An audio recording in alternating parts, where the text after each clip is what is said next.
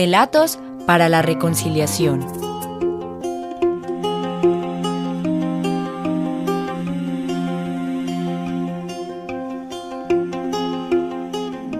Gestión del conocimiento, una ruta para la paz territorial.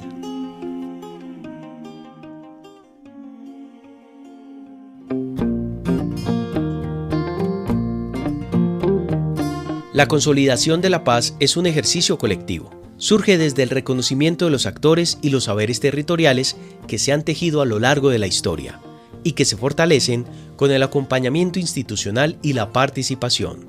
Las comunidades son un elemento clave para una paz estable y duradera. Por eso, los acuerdos firmados en 2016 son una apuesta para que los actores que hacen parte de los consejos territoriales de paz, reconciliación y convivencia puedan volver a hablar, se les reconozca y sean visibles. Todo esto para materializar desde sus prácticas cotidianas los anhelos de una paz territorial. Empezaría por decir de que a pesar de que hay muchos espacios de participación y que casi todos tienen más o menos las mismas dificultades para la gestión, para el desarrollo de sus propuestas, para la incidencia efectiva en las políticas territoriales, habría que decir que no por eso tenemos que dejar de promover espacios de participación, sobre todo pensando en que estos espacios normalmente se motivan desde un interés específico.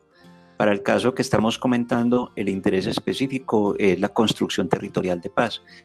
Se pensó a nivel nacional y esto se llevó a nivel de las diferentes divisiones territoriales, que es importante contar en cada municipio, en cada departamento del país, con un grupo de ciudadanos y ciudadanas, con un colectivo, con un espacio, con una organización, una forma de participación que pueda gestionar la construcción de paz. Esto porque la paz se entiende como un proceso, no se entiende como un acuerdo, como una firma de un documento, sino como un proceso. Entonces, por eso se definió que era importante tener estos consejos en los municipios. Obviamente, al crearlos, esto gravita sobre todo a la crisis de la participación ciudadana. Sabemos que en los municipios un poco número de líderes y lideresas son los que asisten a los más de 40 espacios de participación creados, lo cual reduce mucho pues sus posibilidades y su eficacia, pero de todas maneras logra atenderse. Entonces, como le decía, reciben de alguna manera las mismas situaciones de crisis. Por ejemplo, la forma de elección no es muy democrática, no cuentan con garantías para su funcionamiento, muchas veces no reconocen perfectamente sus competencias y el marco legal y político que los rige, carecen de acompañamiento efectivo para poder desarrollar sus capacidades y lograr sus propósitos. Entonces, digamos, no nos estamos enfrentando a ninguna particularidad en relación con la crisis y los problemas de la participación ciudadana. No obstante, estos consejos se traducen en una instancia importante, porque tener en el municipio una instancia, un grupo de personas con un marco legal, con unas competencias específicas, con una política de respaldo, con un foco generado a través del interés de la comunidad nacional e internacional, constituye una oportunidad para la construcción de paz. Esto para decir que en medio de un panorama bastante adverso, estos consejos por lo menos logran poner en discusión en los territorios, logran poner el tema de la necesidad de la construcción territorial de paz. Entonces, solo decir que como cualquier otra instancia de participación, esta es una instancia pertinente, necesaria, importante, y lastimosamente pues con condiciones bastante precarias, pero con un horizonte bastante amplio para la acción. Escuchamos a Fernando Valencia Rivera, abogado y docente de análisis político de la Universidad de Antioquia. Para él es necesario continuar promoviendo espacios de participación ciudadana. Los consejos territoriales de paz, reconciliación y convivencia son actores que se transformaron en el marco del acuerdo de paz entre la guerrilla de las FARC-EP y el gobierno nacional. Los consejos surgieron en el año 1998 con la Ley 434 y se modifican por medio del Decreto Ley 885 del 2017. con el fin de convertirlos en un espacio de trabajo conjunto entre las instituciones que hacen parte del Estado y los actores de la sociedad civil, constituidos como órganos asesores y consultores en el municipio, con el fin de velar por la paz, la convivencia y la reconciliación.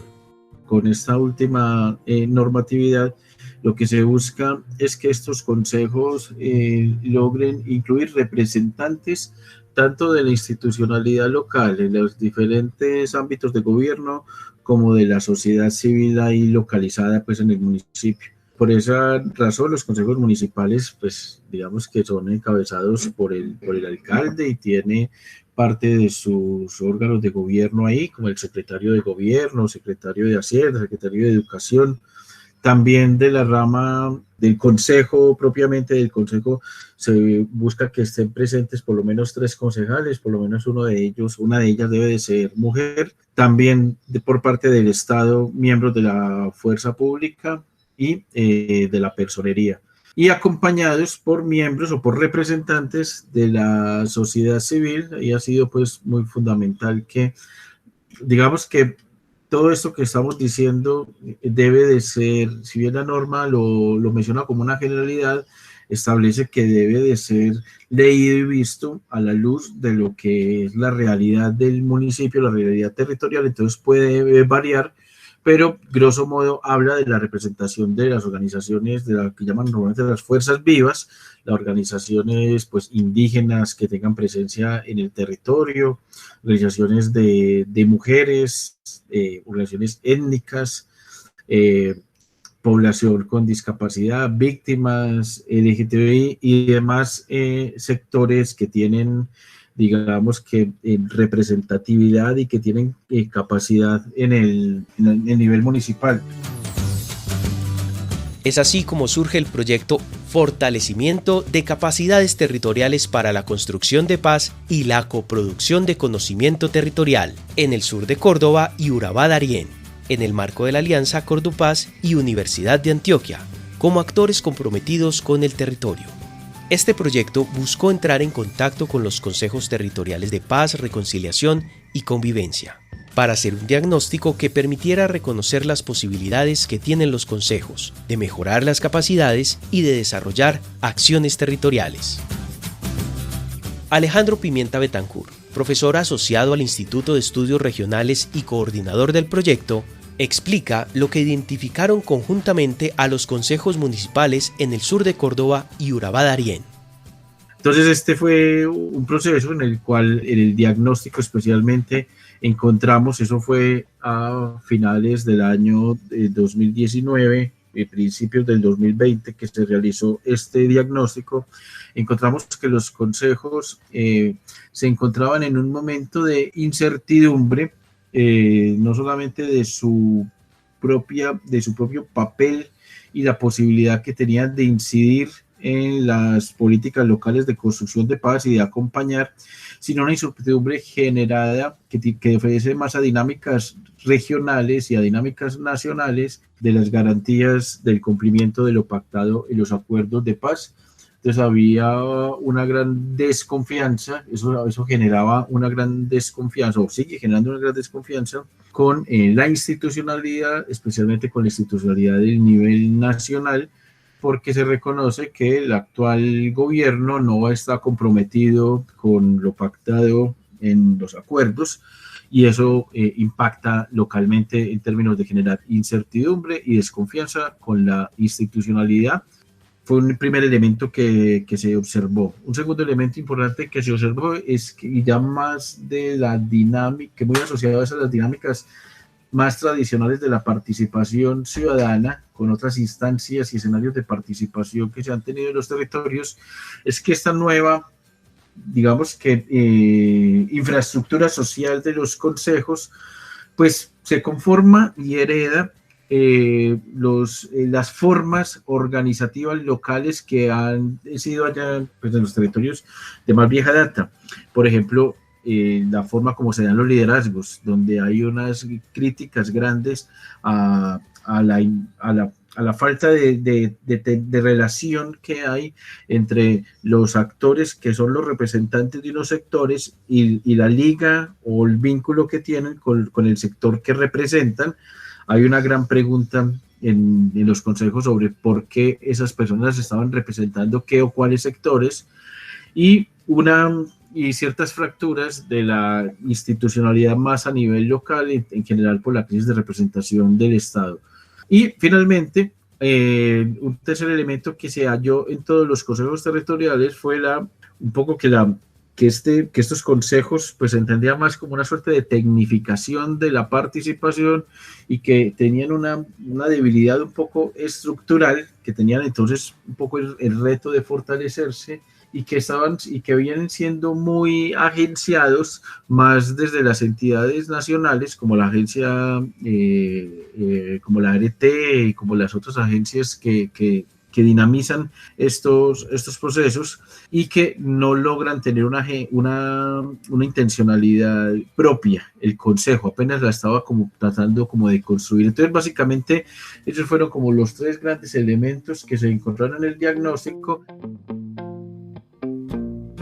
Los municipios en los que se desarrolló el proyecto son lugares integrados por diversas poblaciones indígenas, afros y campesinas, que poseen saberes particulares desde sus prácticas ancestrales y culturales, sumado a las dinámicas que han generado para resistir en los territorios los efectos del conflicto armado.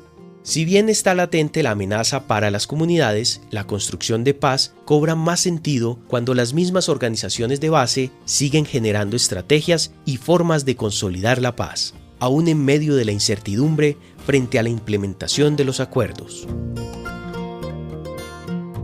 La Universidad de Antioquia, en sintonía con las comunidades, realizó una lectura con los consejos territoriales de paz, reconciliación y convivencia, para reconocer, a partir de sus experiencias, las realidades territoriales, la situación inicial y su momento actual. Dicha actividad fue realizada desde el ejercicio de diálogos de saberes. En el intercambio de experiencias entre los diferentes integrantes de los consejos se construyó, tras una serie de encuentros, una ruta para mejorar las capacidades territoriales, es decir, para fortalecer las formas de acción para la paz territorial. Entonces se construyeron unas rutas de fortalecimiento que básicamente tenían que ver con, primero, ajustar y terminar de formalizar para que funcionen con toda la legalidad, en todo el sentido de lo que exige la norma, estos consejos. O sea, ya estaban funcionando, pero se hizo una revisión de la normatividad y de la legalidad y se tenían que hacer unos ajustes para que empiecen a funcionar de manera mucho más efectiva. Eso fue lo primero.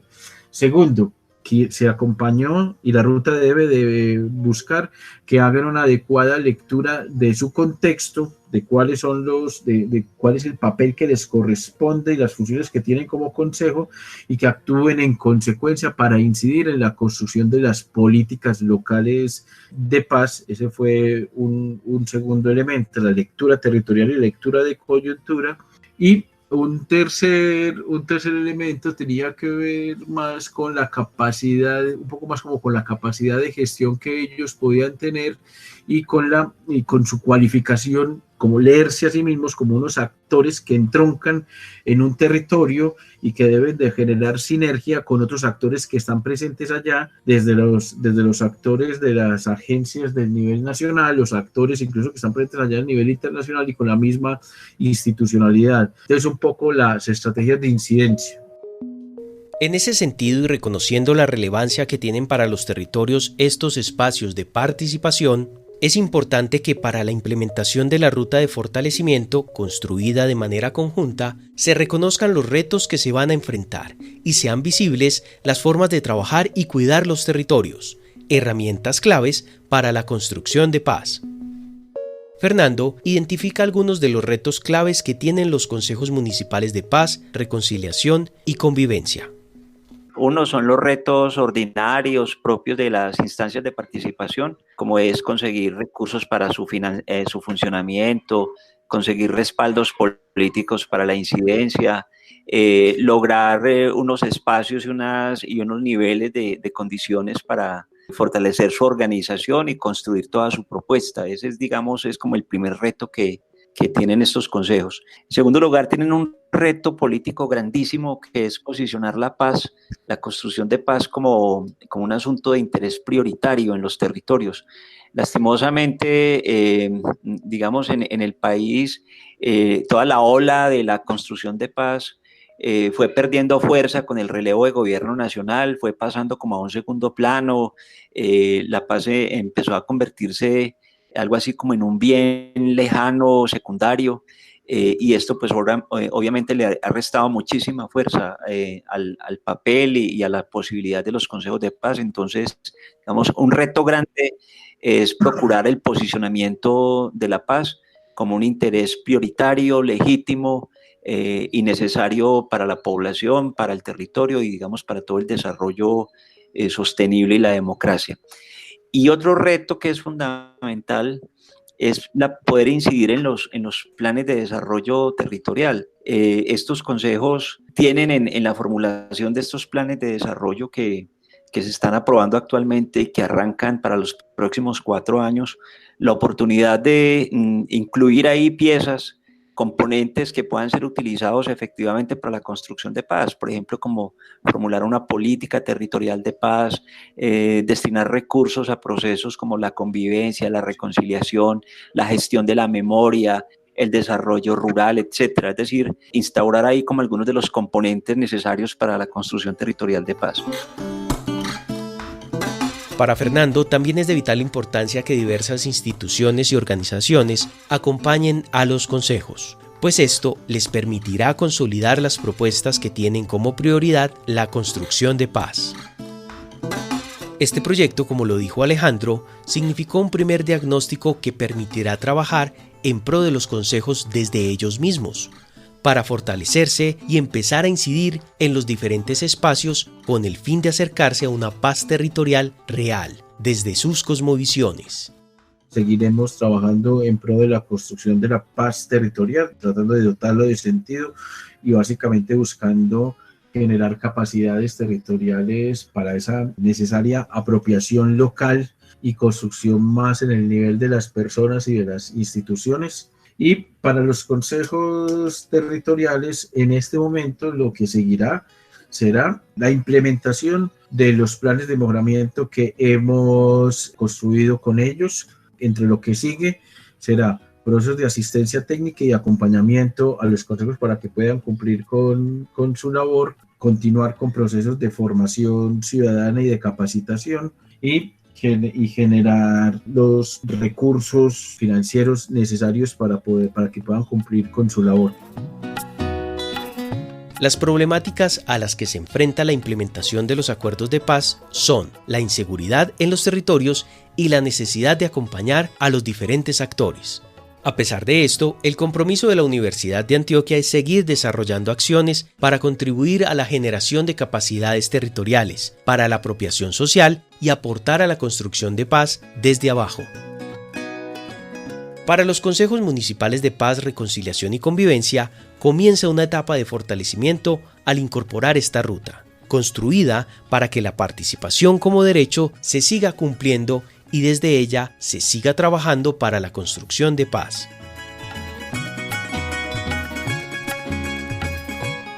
Y para reafirmar lo dicho por Alejandro, escucharemos finalmente al abogado Fernando Valencia, quien hace unas recomendaciones finales para que los consejos, en medio de sus retos, fortalezcan los procesos con las potencialidades que tienen.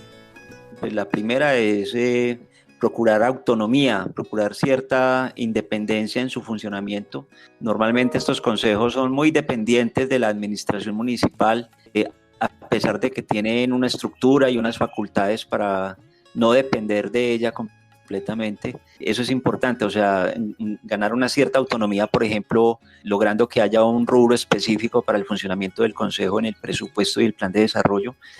También es importante lograr un fortalecimiento a partir de la elección de sus dignatarios, es decir, garantizar que la elección de los dignatarios sea completamente democrática, ojalá con la modalidad de asambleas, con la modalidad de encuentros sectoriales, territoriales, para tener muchísimo respaldo a los consejeros y consejeras. En tercer lugar, recomendaría también procurarse alianzas muy importantes de instituciones que puedan acompañarles. las universidades, algunas ONGs especializadas en el tema de paz.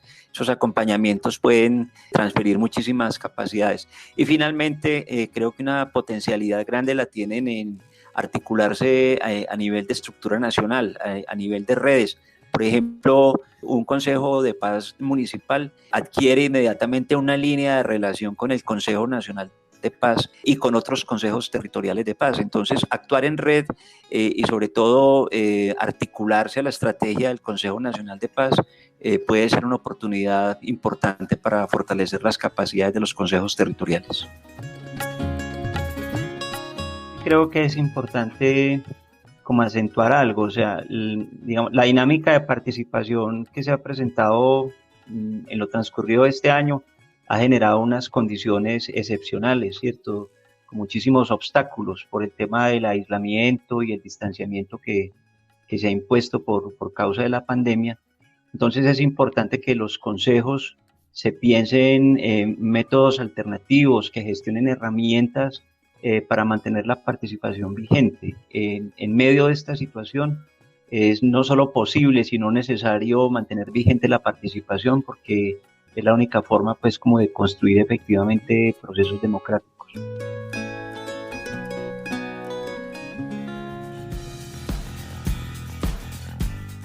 Los programas de desarrollo y paz, el trabajo en red de múltiples instituciones, el trabajo de actores de la sociedad civil para tramitar los conflictos sociales y políticos, los aportes específicos de las víctimas, las comunidades campesinas, étnicas y urbanas, sumado al apoyo de los organismos internacionales, tienen el potencial de seguir aportando a la materialización de las promesas postergadas de la paz territorial en Urabá, Chocó y Córdoba. Es por esto que los productos educomunicativos realizados en este proyecto buscan aportar a la construcción de esa memoria valiosa y valiente que se teje en esta región colombiana.